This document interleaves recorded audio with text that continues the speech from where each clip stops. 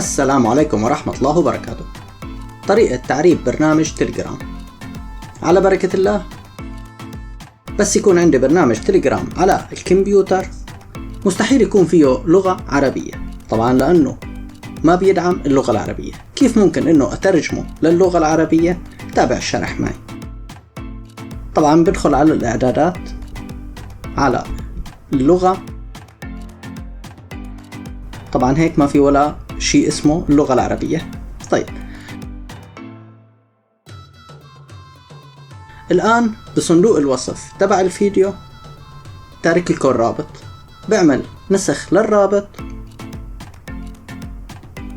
وبرجع اروح على التليجرام، بدخل على اي محادثة، بعمل لصق للرابط وبرسله، بضغط على الرابط بيطلع لي هاي الخيار، بضغط على هذا الخيار، بعيد تشغيل للبرنامج. هيك صار البرنامج عربي. طبعا النسخة لسه تجريبية. بشكل عام البرنامج مترجم جيد. إن شاء الله يكون الشرح واضح. تحياتي للجميع، أخوكم أبو نجم.